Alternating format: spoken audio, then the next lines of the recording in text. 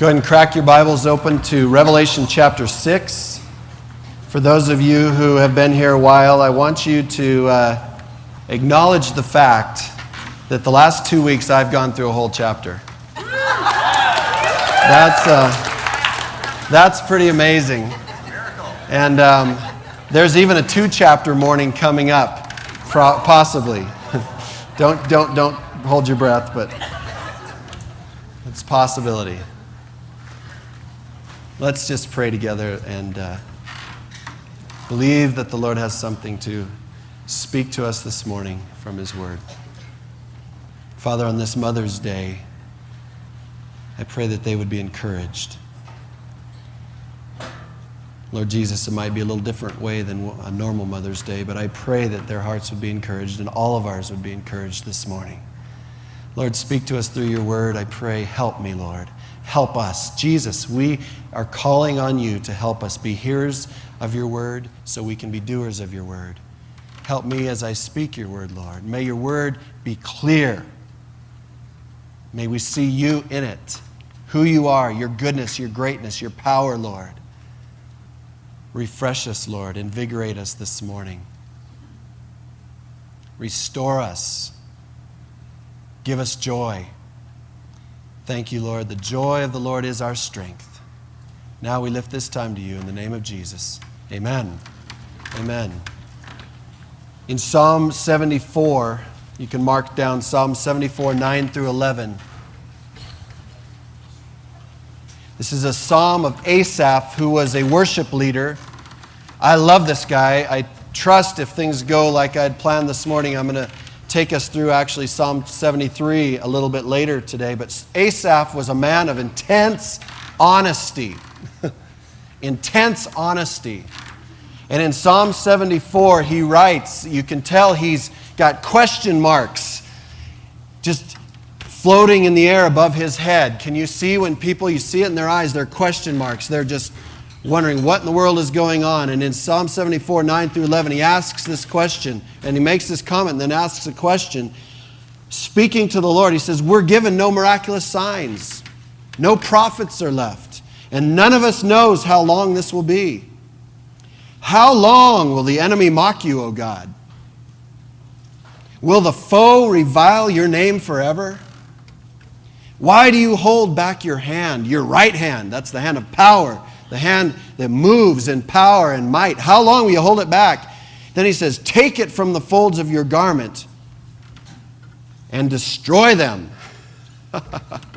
Wow, that's a strong statement. In other words, God, you've got your hands in your pockets while the evildoers just continue to plunder this planet. Nobody's speaking up. Nobody has a voice. Nobody's making any difference, and you stand there with your hands in your pockets. At least that's what it looks like to me, is what Asaph says. Well, evil goes unchecked. And he says, Lord, how long are you just going to stand there with your hands in your pockets? Take your hand out of your garment and destroy them. Have you ever felt like that? Have you ever felt like, Lord, why are you just standing there with your hands in your pockets? Lord, why aren't you doing something?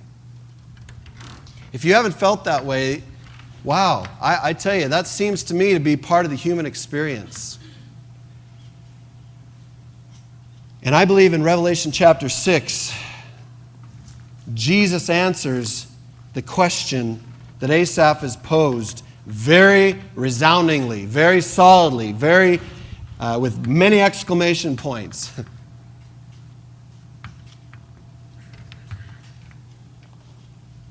I taught in a classroom of 12 kids who were special education kids in the Medford School District, and we took the roughest of the rough out of all the elementary schools in all of Medford and put them into one classroom. And then they assigned 3 adults, gave us our own rules, and said, good luck, teach these kids. They were medicated to the max. They came from totally dysfunctional families. And day after day after day, we would teach these kids how to read, how to get along. I mean, a lot of things, trying to teach them the basics of the fundamentals of math and reading and writing, etc. And I taught under the supervision of the senior lead teacher, Kerry Spiker, who was an amazing man. He'd come from Sacramento. and worked with inner city kids, so he knew what he was doing. But there were days in that classroom where I just watched him patiently bearing with these kids. He understood their backgrounds, understood their parents, but there were some days where I would sit and I'd say, Mr. Spiker, I appreciate your patience, but these kids are running all over the top of us. And he would wait, and then there were days when he had enough. And class would go from learning to complete and total discipline. The class is melting down. We'd shut everything down. The kids who were doing well, I would take to the library where they could rest, relax, read, and enjoy the library, while he stayed back with the kids who were causing the problems and worked them over. And it made a difference. And I see that illustration as what's going on in chapter 6. The church has been taken to the library, as it were, where we are relaxing and resting with Jesus, away from the chaos and the melee of all the mess going on back in the classroom. And Jesus now is going to work on those who have been causing all the problems. My father has gone door to door to many homes all over the Rogue Valley, and he has found that commonly as he talks to people, people will say, whether they're churched or unchurched, they'll say, we have a sense that something is going down. We have a sense that things can't continue the way they are. Something is coming. And whether they know the Bible at all, they have a sense that the clock is winding down. And we live in a period of time right now where God is pouring out His grace. He's being very patient. As 1 Peter says, or 2 Peter says, God is patient, not willing that any should perish, but that all should come to repentance. But there's a time when His patience will come to an end, and He will take drastic action on those who have shaken their fist in His face or indifferently turned their back to Him.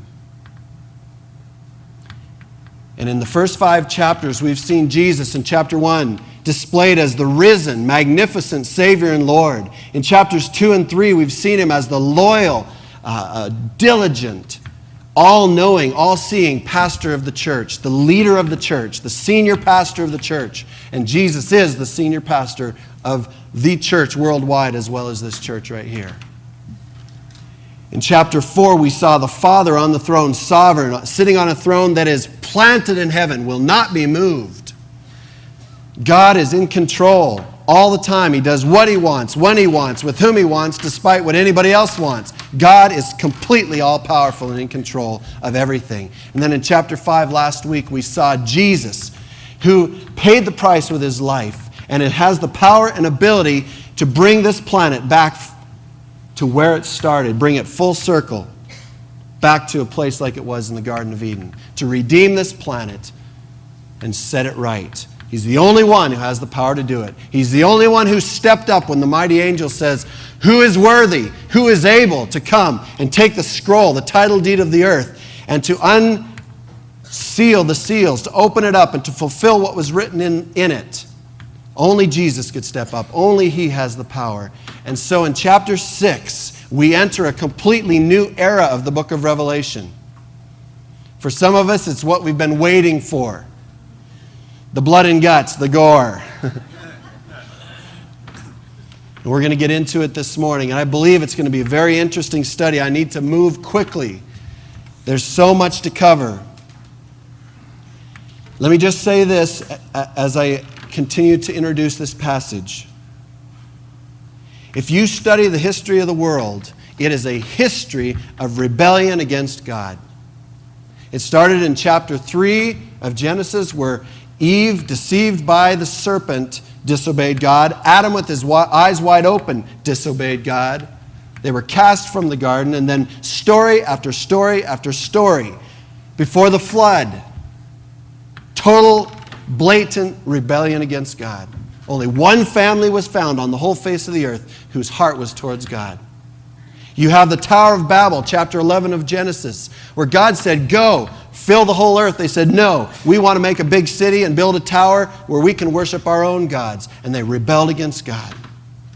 Then you move from the Tower of Babel to Egypt, where you have the world dictator, Pharaoh, shaking his fist in the face of God, and God has to send 10 radical plagues to shake him up, to wake him up, and he never does. He still continues to think that he can go toe-to-toe with the God who created the universe. He gets wiped out and decimated, and the whole world finds out that Jehovah God is the living God that created the universe, but it's in the context of rebellion against God. Then you have the book of Judges, which is 7 cycles of rebellion. It's all the book of Judges is 7 cycles of the people doing their own thing. God allows calamity to come on them. They turn back to him. They repent. Someone comes. God sends a judge to deliver them. He brings them into a time of peace. They get satisfied, fat, and happy, and they abandon God again, rebel against him, and that happens 7 times. God sends judge after judge, savior after savior. Then you have the time of the kings. And you see it again, the same cycles of rebellion, repentance, coming back to God all over again. Right to the point of the captivity where they never do get it. The Jewish nation never figures out that they have to stay humbled, submitted under the mighty hand of God, and he sends them off into captivity. Next week, we're going to talk about God's plan for the Jewish nation, how they will fulfill their destiny.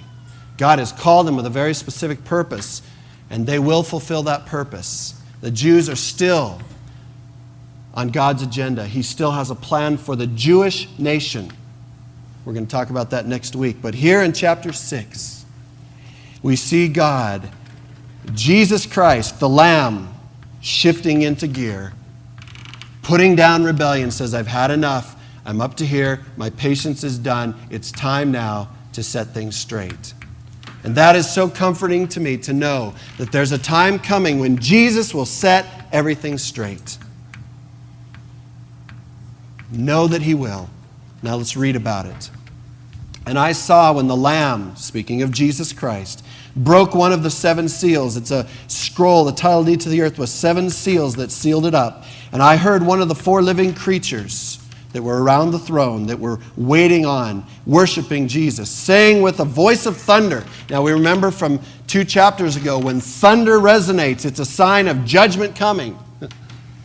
He says with a voice of thunder, come, or in the Greek, that word literally could be a command to go, interestingly enough. Go. And I looked, and behold, a white horse. By the way, I want to backtrack 6 verse 1. It's amazing to me that all that happens between chapters 6 and 19, all the tribulation, all of the unbelievable judgments that are poured out, as we'll see as we travel through this passage, all of them are orchestrated, controlled from the throne room in heaven. This isn't random catastrophe. This is God in control perfectly of everything, orchestrating every act, every deed that we see in chapters 6 through 19, as well as all of history, but specifically this. Keep that in mind. That's very important. And I looked, and behold, a white horse. He who sat on it had a bow, and a crown was given to him, and he went out conquering and to conquer. Let's talk about this. We are entering a period of time that the Bible talks and speaks of and entitles the time of Jacob's trouble, the day of the Lord. In Zephaniah, it talks about this time, and it says that this period, which will be 7 years, we're going to talk about that more next year, or next week.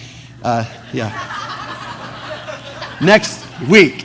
The day of trouble and distress. It's called destruction and desolation, darkness and gloom, clouds and thick darkness, trumpet and battle cry, the day of the Lord's wrath. That's how Zephaniah describes this coming 7 years. We're entering that right now. Now, I looked, and behold, a white horse.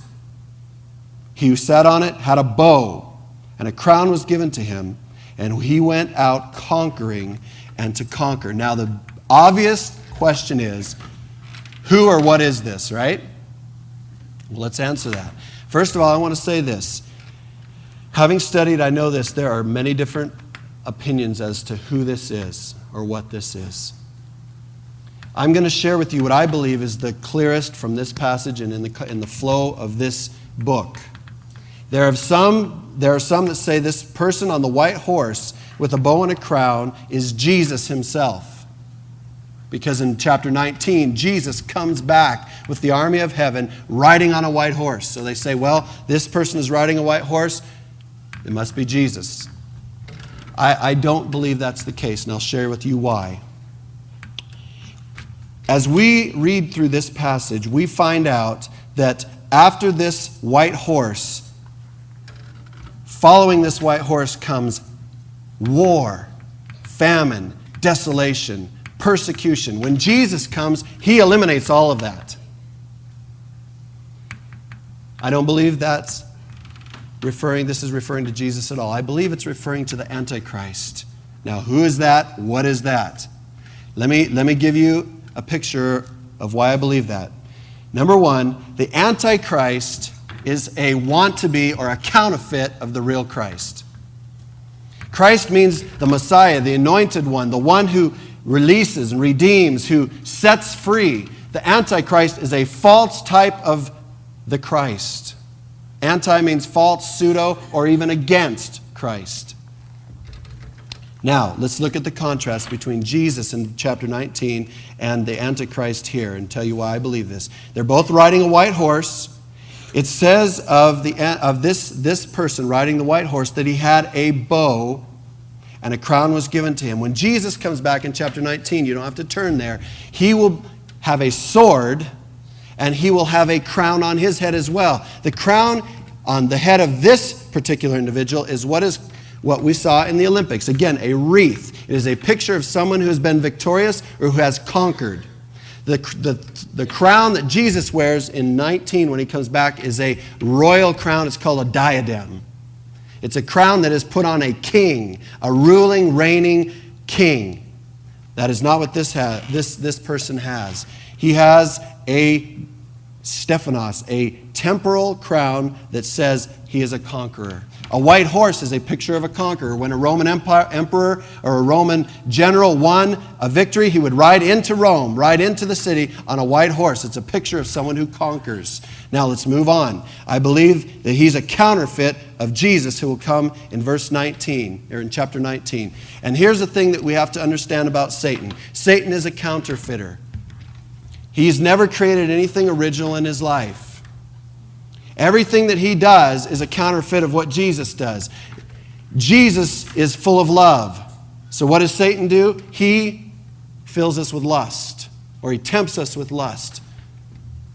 Jesus promises us joy. Satan promises us temporal happiness based on our circumstance. Psalm says that the right hand of the Father are pleasures.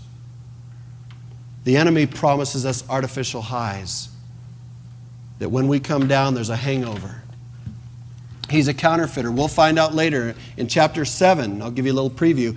The 144,000 Jewish Billy Grahams are sealed with a mark on their forehead. Isn't it interesting in chapter 13? What does the enemy do? And that mark protects those 144,000. What does the enemy do in chapter 13? He has his own mark all of a sudden that is promising protection if they will take it in the forehead or the right hand. Satan's just a counterfeiter. He's just not unique at all. We need to understand that about him. So let's go on.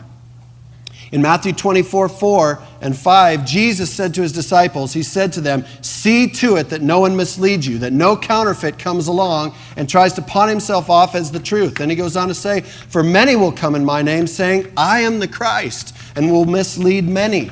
We have to understand in the society we're living in, the time that we're living in, there are many, many different people saying, "This is the way to God. This is the truth. I am the truth. I am the way. I'm a Messiah." You can find them all over the planet. And Jesus says, beware, know that many will come saying, "I am the way." Many will come giving a philosophy, a religious theory or philosophy on how to get to God.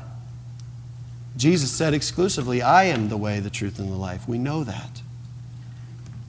Jesus said to his disciples in John 5:43, he said, "I have come in my Father's name. I've come under his authority, and you do not receive me." Then he prophesied of the Antichrist. He says, "If another comes in his own name, you will receive him." And we know from Daniel chapter 8 that when the Antichrist comes, he will come as a boasting, arrogant, proud politician. And the Jews will fall for him, and the world will fall for him, hook, line, and sinker. You know, I remember the presidency of Bill Clinton. It's an amazing thing to me. He was so charismatic. There was something about him, even though he did not represent what I personally believed in. I'll tell you, there's something that drew me to him that still does. The Antichrist will make Bill Clinton look like a kindergartner. He will be so charismatic, people will be drawn to him. His words of confidence, his boasting, his claims to what he can do for the planet will be so great, people will follow him. Let's move on, though. He's a counterfeit of the real thing. Number 2, he's revealed only after the church is raptured. Let's go to 2 Thessalonians chapter 2 and look at this. Where in this passage of Revelation chapter 6 does this rider on the white horse appear? Right at the very beginning of what we consider to be the beginning of the 7 years of tribulation. He appears as the very first revelation of that time. He's the very first thing. Now here's what it says in 2 Thessalonians. Paul is writing to them. In 1 Thessalonians, he had written them and he had told them, listen, when you die, those who die will go into the ground. Their spirits go to be with God in heaven. Those who are still alive are going to hear a trumpet. They will be caught up, but the dead in Christ will rise first. There'll be a grand reunion in the sky. Jesus will come down. They'll be taken into heaven. Somebody wrote a letter and said it's already happened. Jesus has already come back. The rapture has already taken place. All of you poor Christians have been left behind because you obviously didn't know something. And so they're in a panic, and Paul hears about it, so he writes 2 Thessalonians, and he says in chapter 2, now, 2 Thessalonians chapter 2, he says, now we request you, brethren, with regard to the coming of our Lord Jesus Christ. He says, I'm going to talk to you now about Jesus coming and our gathering together to him, talking about the rapture, that you may not be quickly shaken from your composure. In other words, don't worry about this or be disturbed by a spirit or a message or a letter that as if from us to the effect that the day of the Lord has come. What is he saying? He's saying, I'm going to calm your fears. Jesus has not come yet. The rapture has not occurred. Relax. Let me tell you what to expect and what to look for, or what to know what will come first. In verse 3 he says, let no one in any way deceive you, for it, what? The gathering together, the rapture of the church will not come unless, the day of the Lord will not come unless the apostasy comes first. Now, many times this word apostasy, we translate it the falling away. And we think of it as somebody who has walked away from the Lord. In this context, this word can also mean a departure. It literally means apostasy, literally means departure. And many commentators believe that Paul is talking in this context. And what he's saying is this: the day of the Lord, this 7 years of great tribulation, cannot come until the church has departed. Now, why does he say that? He goes on in verse 3, the last part, and he says, and the man of lawlessness is revealed, the son of destruction. Who is that? That's who I believe is in chapter 6, verse 2, the rider on the white horse. The man of lawlessness then is revealed. The church is taken out. The man of lawlessness is revealed, who opposes and exalts himself above every so-called God or object of worship, so that he takes his seat in the temple of God, displaying himself as being God. That will happen halfway through the 7 years. We're going to get to that in chapter 13 and beyond. Do you not remember? Then he goes on to say in verse 6, and you know what restrains him now, so that in his time he may be revealed. For the mystery of lawlessness is already at work. Only he who now restrains will do so until he is taken out of the way, and then that lawless one will be revealed, whom the Lord will slay with the breath of his mouth. Here's what he's saying. Saying right now, it says what restrains, and then the next verse says who restrains. Here's what I believe this is saying.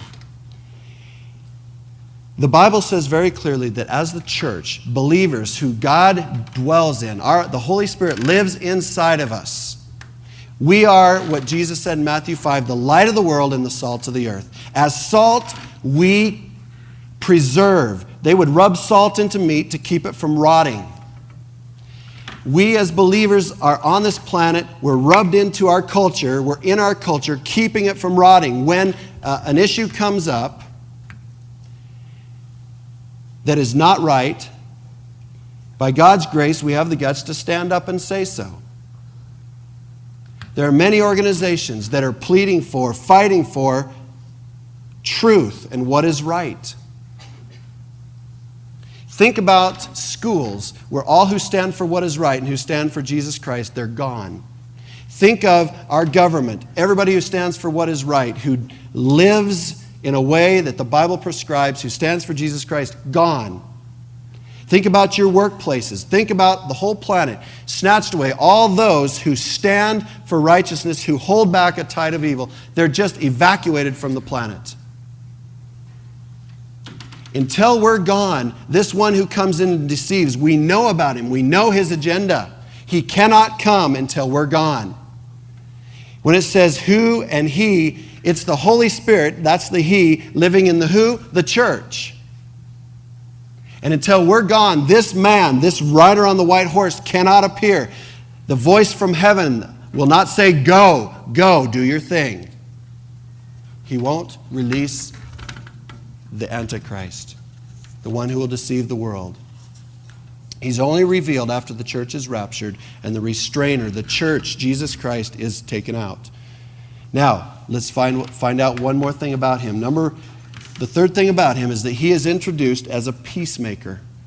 He's introduced as a peacemaker. It says here in Revelation again, chapter 6, that he appears with a bow. But you notice there's a bow, but there's no arrows. Now, this is speculation. I won't stand on this and say this is absolutely what this means, but it's very well, it's pretty much agreed upon. This is a picture of the Antichrist coming. He comes as a man of peace. He has no arrows, and he appears on the scene making a peace treaty with Israel. Now, let me turn you back to Daniel. You can keep your finger in the book of Revelation. I'm just going to go quickly to Daniel chapter 9.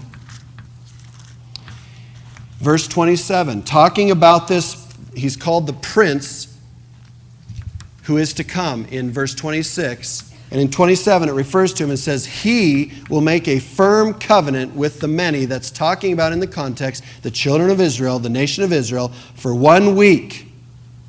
That week is in that context a week of days. It's 7 years.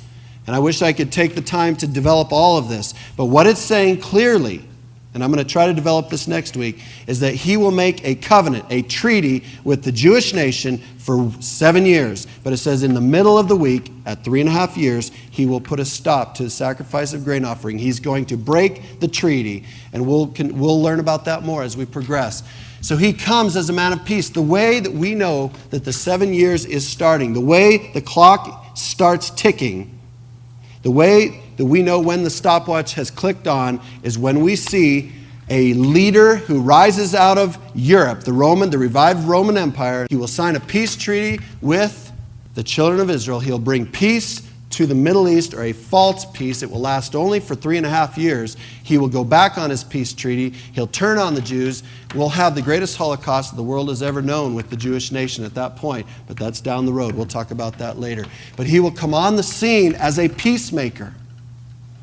Someone who brings peace to the Middle East for the first time, signing this decree, making this firm covenant with the many for 1 week, for 7 years. And then he'll break it 3.5 years in. So let's go back to the book of Revelation. So Jesus is revealing all of this to us. And we're gathering this also from all over the scriptures, as you can tell. We're trying to put this all together. It's like a puzzle. And I looked, and behold, a white horse. He who sat on it had a bow, and a crown was given to him, and he went out conquering and to conquer. Initially, his conquering, his gathering up of power and of authority will be done in a peaceful way, but it won't last that long. It won't continue peacefully. He's introduced as a peacemaker. He'll appear as a hero, not a villain. He'll appear as an angel of light. But he soon changes his colors. In verse 4, let's read verse 4. And another, a red horse, went out. And to him who sat on it, it was granted to take peace from the earth, and that men should slay one another. And a great sword was given to him.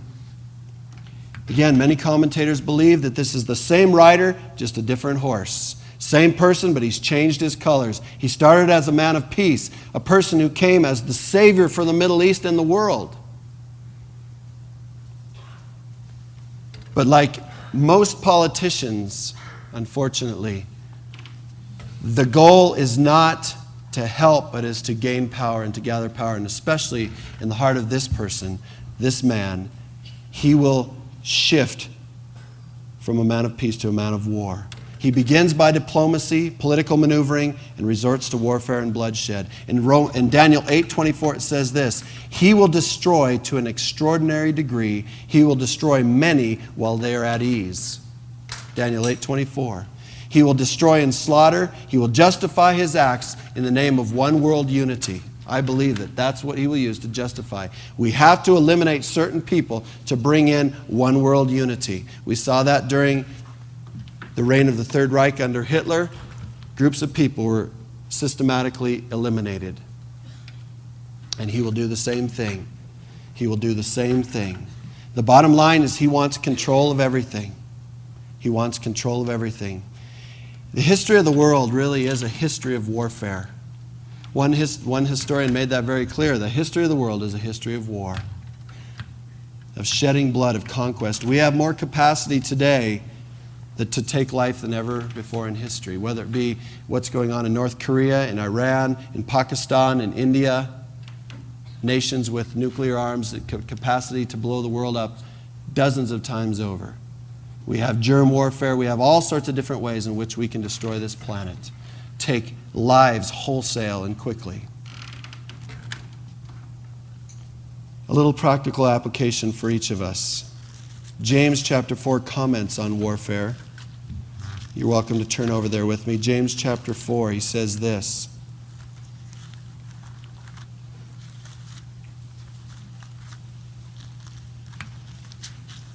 He says, what is the source of quarrels and conflicts among you? Is not the source of your pleasures, is not the source your pleasures that wage war in your members? You lust and you don't have, so you commit murder. And you're envious and cannot obtain, so you fight and quarrel. You do not have because you do not ask. He says the source of quarrels is lust. And this rider on the white horse comes with a lust for power, a lust for control. It's the same thing that gleamed in Eve's eyes and in Adam's eyes when Satan said, don't you know that if you'll just take and eat, you can be like God? And I look at that in my own life, and I look at this mentality of the white horse. I want to control. I want to be in control. I want to have authority. I want to dominate. I want to conquer. I want. And what does it lead to? It leads to the red horse. You've seen that. We've seen that in our own marriage. What is the source of our quarrels? You've seen it in your marriages. We've seen it in our families, our friendships, our relationships. The source of our quarrels is lusts inside of us, pleasures, selfish ambition that wage war in our members. We don't have, so what do? We backstab. We murder people with our words. We undermine. We talk behind people's backs. And I trust that that's not true of many of us, that God is doing a work in our hearts, so we say, no, I don't do that.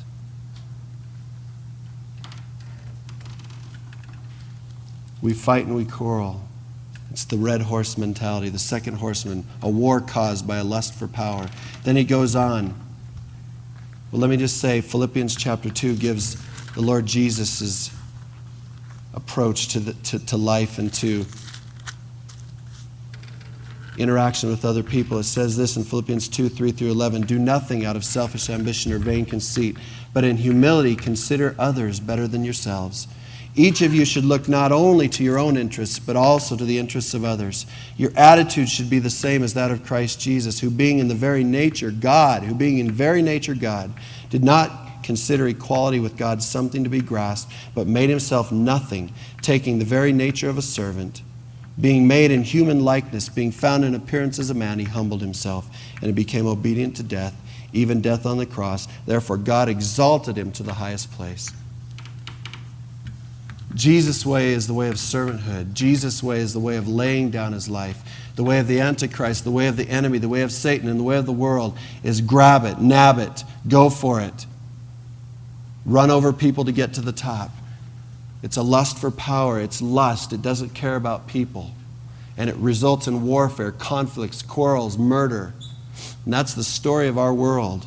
But it goes on. It goes on. Back to Revelation chapter 6. We have another horse now. And horses, by the way, were representative of battle. They were, Zechariah chapter 1 talks about horses. They are, God uses them to get his work done on the planet, or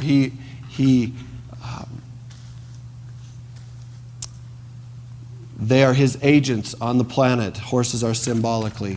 So we have in chapter 6 then the next horse. It says he broke the third seal, and I heard the third living creature saying, come, or go. He releases the third horse, and I saw a black horse. He who sat on it had a pair of scales in his hand.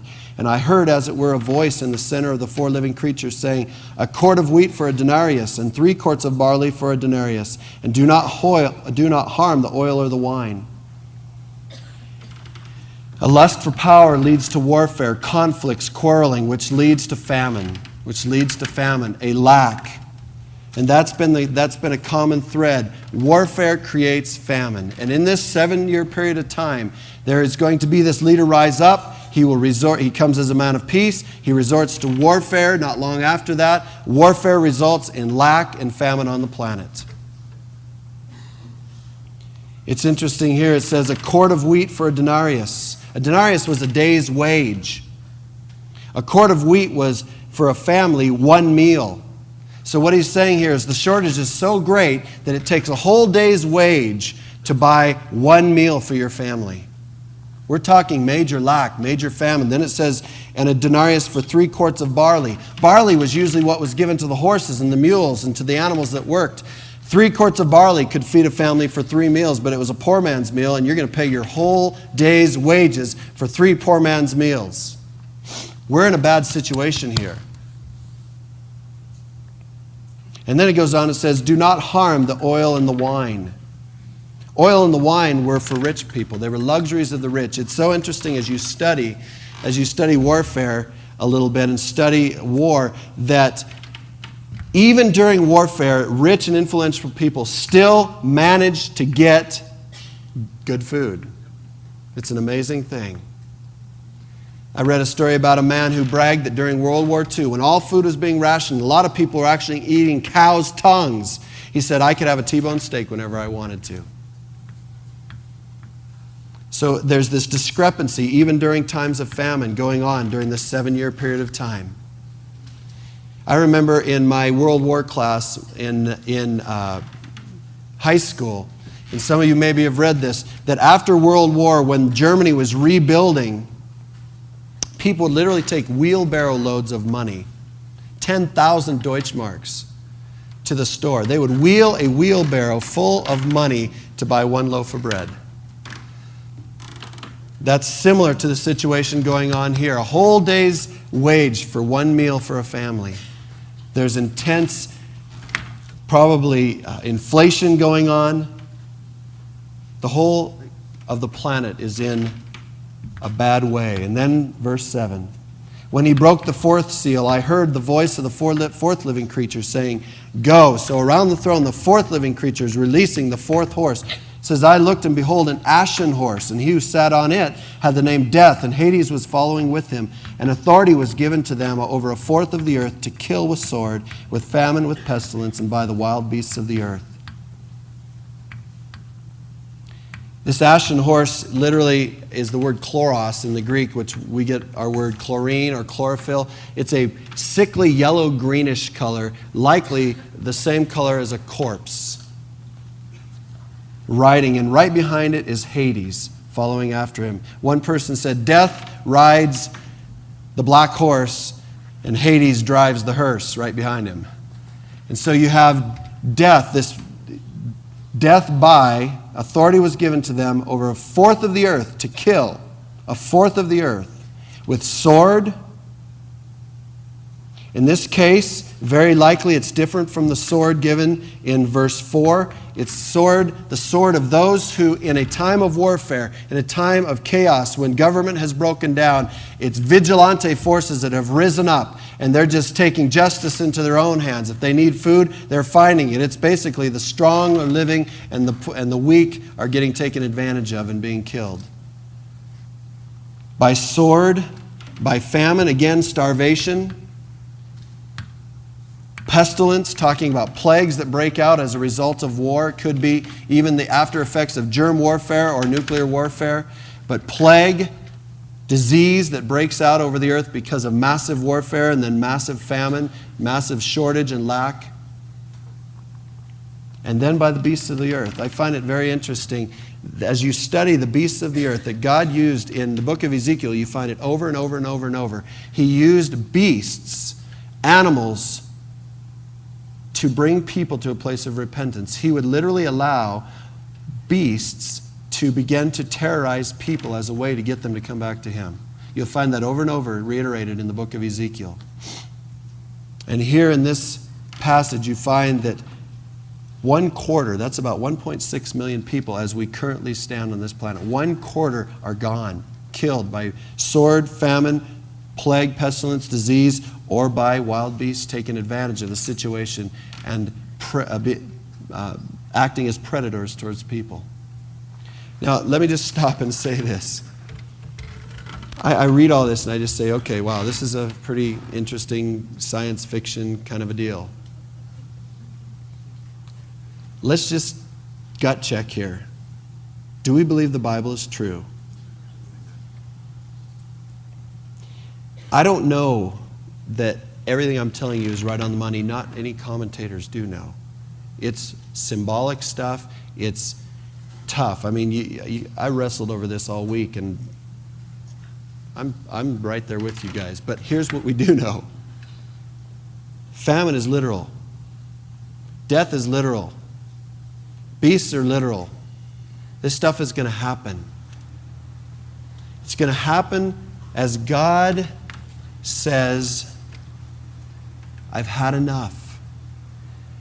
I will put down this rebellion. I will allow sin to run its course. And it's interesting to me that the first 4 seals are in kind of a package deal, 4 horsemen. Do you realize that God doesn't personally pour out any of them? He just stands back and gives His permission for basically sin to do its own thing. This is so strong to me. We live in a generation and a time. In fact, there's a book just written called The Sins of the Bible. And it was written by an Anglican priest who is basically making the case that the Bible is, especially the Old Testament, is very primitive. The God of the Bible was a made-up tribal pagan deity who they used, they adopted so that they could justify their killing and all the rest of it. And that really God evolves throughout the Old Testament to be a God of love. And then Jesus is a God, really the one who embodies love. And the bottom line is the whole issue of sin and the fact that man is fallen. That when Adam sinned, our whole nature was tainted. That our bent isn't towards God, it's away from God. That our desire is not to generally do what's right, but to do what's wrong. Our default mode is to complain. It isn't to rejoice and to give praise. Well, his book is written to say this is not right. We need to lift up mankind. We need to affirm mankind, and I'm all for that. And the Bible does that so beautifully, but it doesn't overlook the fact that man is generally running 180 degrees, 180 miles an hour away from God. I remember going in to get a septoplasty, get my nose taken care of.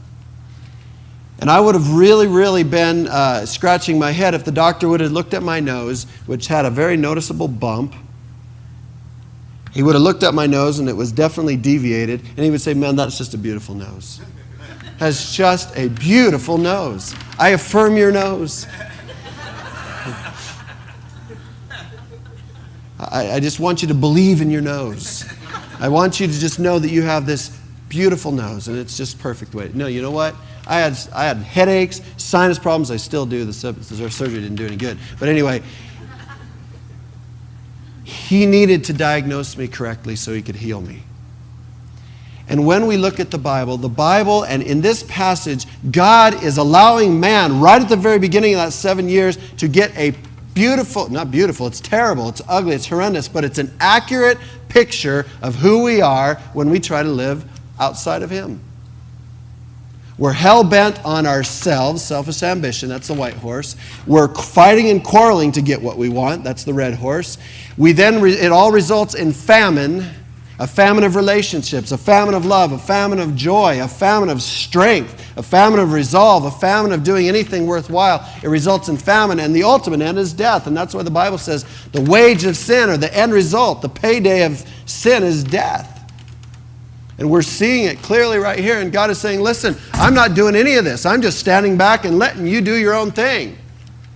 I'm letting mankind exhibit in a grand way who he really is, what the heart of man is really like. That's what the first 4 horsemen are doing. They're simply taking man, putting him on center stage and saying, let's see him for who he really is. Let's see him in all of his beautiful, grand color. Boom, there he is. Oh, it's not so pretty. And it is giving us, it continues to reinforce, we need God. We cannot be good by ourselves. We cannot do what's right by ourselves. We cannot be courageous by ourselves. Everything that is good, everything that we have is from God if it's good. Any strength we have to weather adversity is from God. Any strength to make a right choice is from God. Everything that is good goes back to the throne in heaven. Everything that is bad comes back to me. I look to God. He's sovereign. He's holy. He's good. He's righteous. I look to me and I say, Lord, if it's not for you, I'm running the other direction. And that's what these 4 horsemen show to us. This is the history of the world encapsulated and enlarged upon and exaggerated and blown up in a very short period of time. That's why Jesus said in Matthew 24, if this 7 years wasn't kept to 7 years, if it was 70 years, literally we'd eliminate and annihilate the whole population. That's what would happen. You put quail or pheasants in a cage and you pack them in together, you know what they do? They're cannibals. They eat each other. Pheasants. We got baby pheasants when I was in high school, and we didn't know what was happening. They were disappearing until we found out they were eating each other. Pheasants. Unbelievable. We're no different. We're no different. You put us all, you pack us onto a planet, take God out of the equation, we'll just annihilate each other. You look at Romans chapter 1. Oh, my word. It's already 11:45. Lord have mercy. Okay, we're not going to go to Romans chapter 1. You read it yourself. But it says God gave them over. He stepped back and said, I'm going to let you do what you want to do. At your own, you suffer the consequences. And that's what he did. Then in verse 9, it goes even to another level. It goes to another level. Man is basically annihilating himself, and then man turns on those who love God and are trying to do what's right. And when he broke the 5th seal, I saw underneath the altar the souls of those who had been slain because of the word of God and because of the testimony which they had maintained. What does that mean? During the whole time of the tribulation, they stood up for Jesus. They didn't know Jesus before the church was taken out. Maybe they'd sat in a meeting like this, they'd heard what was coming. Maybe somebody had preached, but they'd say, nah, that's science fiction. That's a bunch of bull. I don't need it. It's garbage. Or, whatever, that's good for them. They sat in meetings like this. Somebody talked to them. They had a relative. They knew seeds were planted, but they ignored them. And at some point when Jesus took his church out, when this world ruler rose up, he signed a peace treaty, and then he began to kill and he began to plunder, and he wasn't this angel of light that everyone thought he was. He wasn't this wonderful leader. His charisma started to fade. All of a sudden, these people saying, whoa, my Christian grandma was right. That Bible was true. What that preacher got up and fumbled through was right. And during that 7 years, they're going to come to a realization, Jesus is Lord. He is the only way. What it says in that book is true, and they're going to come to know Jesus. And then what's going to happen? They're going to have to give their heads. Revelation chapter 20, verse 4 says very clearly, John sees a whole congregation of people standing before the throne who had given their lives, who had lost their heads because they stayed true to the testimony of Jesus Christ. If I don't give my heart to Him now, while we're living under a canopy of grace where God is saying, I'm waiting a little bit longer before I cut loose, before I squelch this rebellion. If we don't give our hearts to Him now and we wait till that period of 7 years, if we give our hearts to Him, some will make it through without losing their heads. We know that. But most will not. They will have to give their lives or they'll have to turn their back on Jesus. And this group right here is standing and it says symbolically they're underneath the altar as blood that had been shed and run off the altar and is sitting at the base. It's a symbolic thing. They're saying, oh God, how long? Can you hear their cries?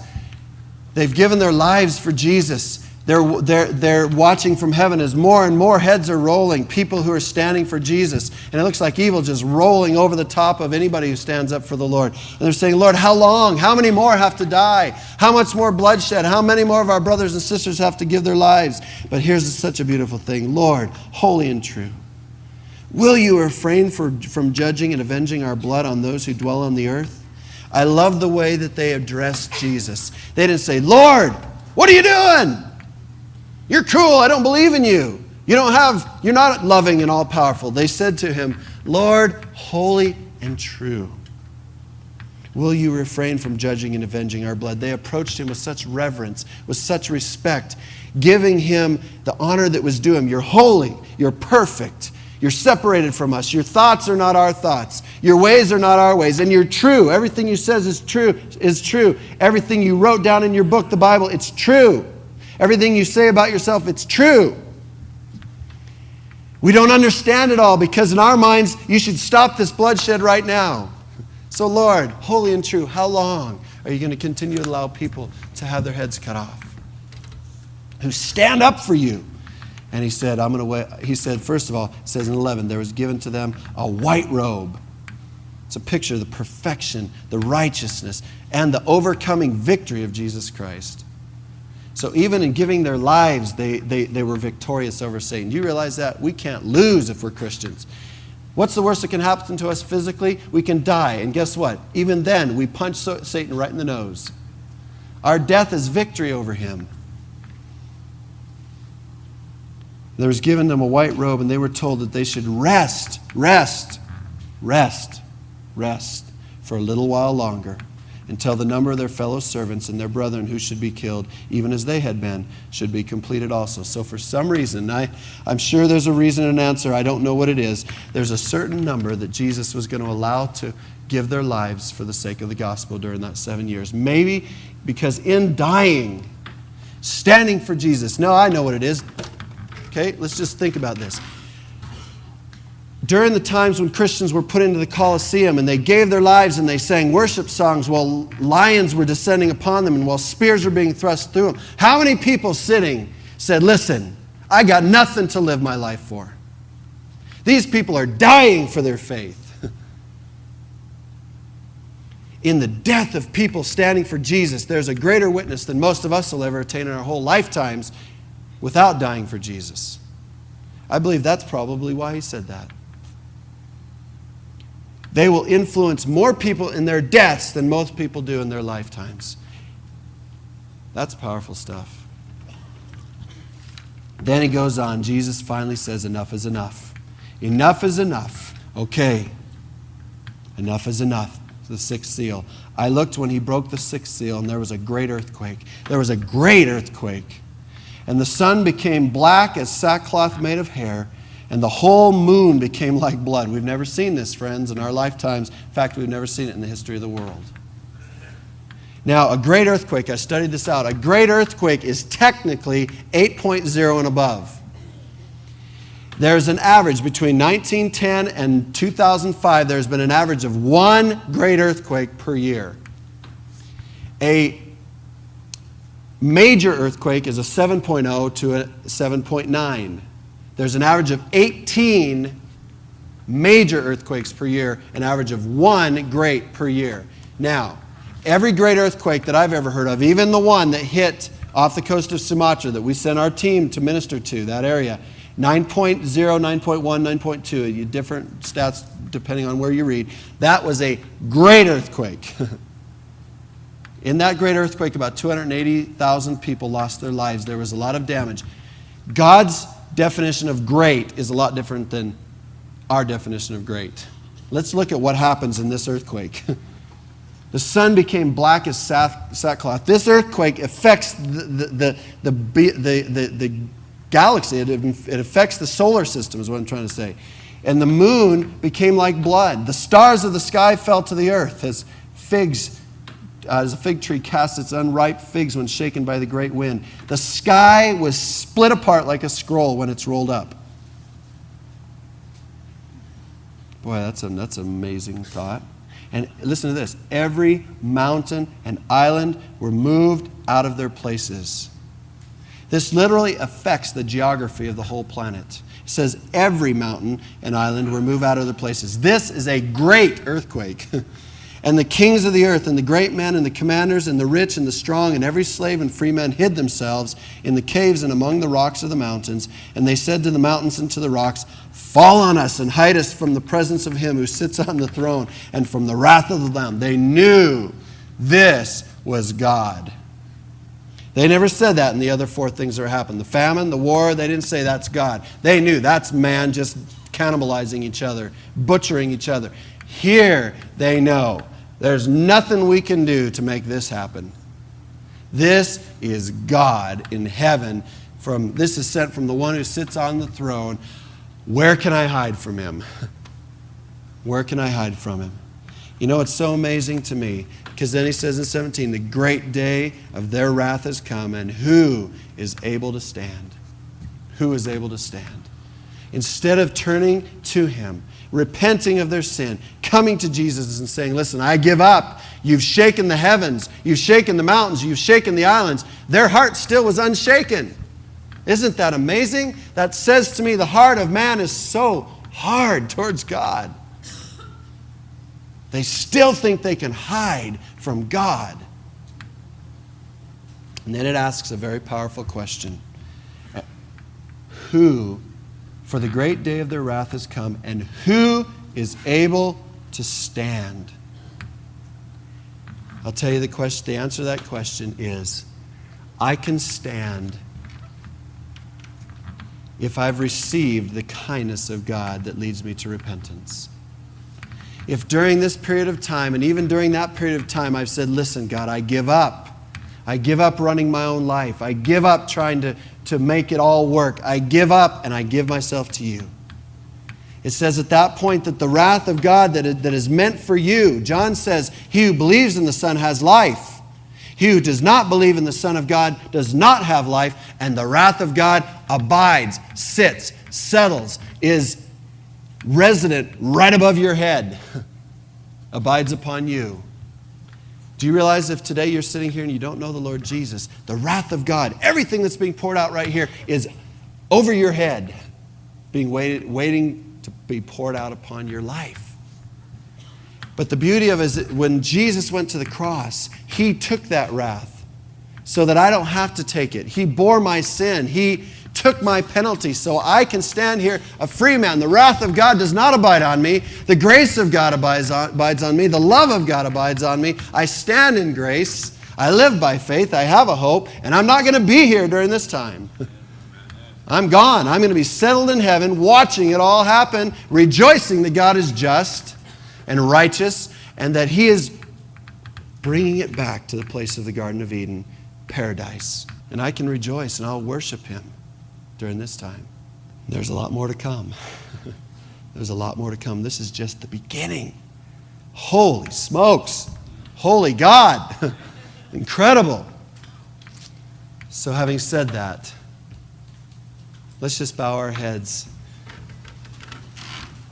I trust, as has happened to me as I've studied this week, just seeing the awesomeness of God, his power, I think the thing that has struck me is, why, Lord, have you waited so long? Just as they said, why have you allowed us to go so long?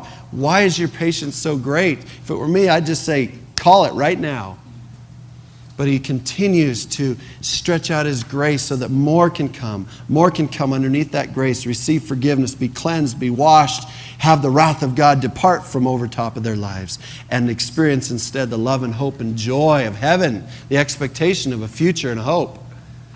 And that's what we stand here with today.